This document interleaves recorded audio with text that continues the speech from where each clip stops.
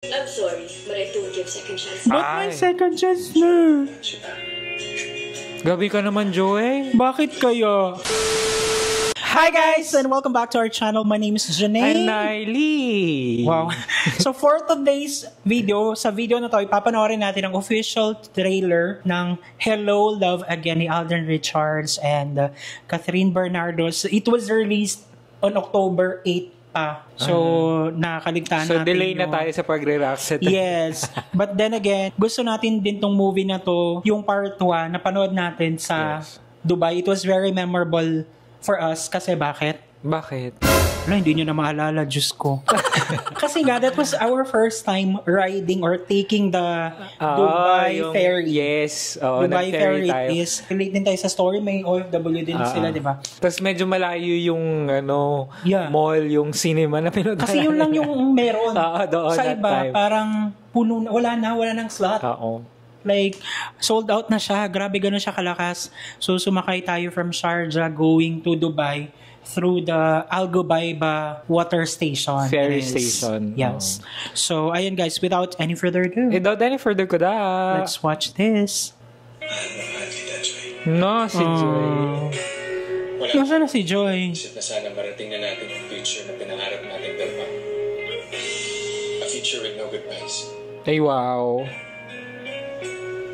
Ang ganda. Kasi ito na yung part 2 na yun naman talaga yung common, di ba, na scenario sa mga OFWs like who are working in Hong Kong, Singapore, or Middle East. Na makapag-migrate. Yeah, they wanna migrate to Canada, US, Europe, ganun. Basta somewhere na malalamig. Kasi apart from that, walang citizenship na makukuha doon. Kumbaga yung long-term goal. Yes. And in that future, Joy, you have a home in me. Grabe. Do I have a home with you pa? Yes, of course. Beses na tayo. Na. Oh. My gosh. Sinusundan mo ba ako? Yung stalker. Oh. It's so nice seeing them, no? Like, cute lang yung chemistry considering na they are over 20s na. Kasi normally sa Philippines, yung talagang patok boom na love team is nasa teenage era. Ganon. Pero sila kasi over na sila. Pero yung acting nila, tsaka yung ano nila, yung parang aura, yung datingan nila, doon pa rin. At saka maganda yung parang ginawa nilang chemistry nung una na parang nag-physics din sila tsaka biology. Tsaka math, tsaka Filipino. What? Si Ethan, todo ka yun. Para mapagsama-sama lang sila magkakapatid. I'm not asking. I'm just saying. Hindi naman siguro masamang humingi ng second chance. I'm sorry, but I don't give second chances. But my second chance na. Gabi ka naman, Joey. Bakit kaya? 24, ABS-CBN Star Cinema and GMA Pictures come together to make us witness the continuation of their journey. Catherine, Ang ganda ng pati color grading ba, tsaka yung lighting. Para siyang yung mga Hollywood movies sa Netflix. Tsaka yung mga Korean na parang yung color grading na ganyan, di ba? Sabi ko, hindi ako Dramatic. pero nandito ka na naman. Cinematic. Nandito na naman ako. No. Tapos yung pinaka-hit song pang ang nila, OST Parati? nila. Oo. Palagi. Oo din siya.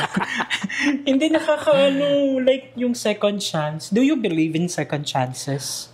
I feel like, meron siyang certain charms na meron din siyang certain learnings and lessons na I feel like so do you believe or sa palagay mo magbibigay ka ng second chance? Sa akin kung kayo kung pinag-meet paano kung ayaw kayo ko na magbigay ng second chance? Hindi kayo. Or one last goodbye. Do you want me to leave? Do you want me back? Galing. No. Grabe yung galing nilang dalawa. Yung si Catherine parang, Like, yes. I don't. Grabe ang sakit. Like, palagay mo, Ano? iyak na naman tayo dito. Pero sana check natin sana mapanood natin siya. Nandito pa tayo sa Davao. So, we'll make sure na mapanood natin siya, we'll update, and then we'll make review afterwards. Yes. Kung umiyak ba Dapat dapat sa mismong show. Malapit na.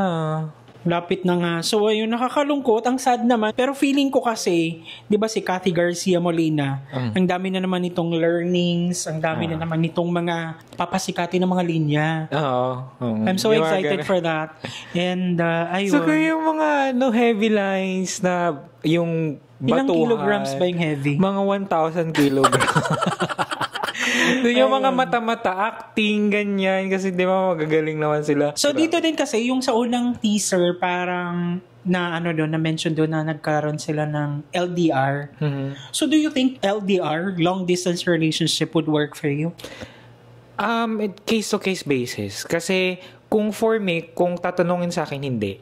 Pero I know some people na it works. Pero for you nga personally. Kaya nga sabi ko sa akin. Yeah, as a person. Pagkakakilala mo sa sarili mo. As a person, no. Kasi clingy akong person eh. So, paano clingy? Parang, iyo. sa akin din, kasi kahit hindi mo tinanong. Hindi, automatic na yun. Tsaka sasagot ka naman eh. Oo naman. Sa akin, hindi rin mag-work yung LDR. Mm-hmm. Kasi, ang love language ko kasi is touch. Wow! Totoo ba?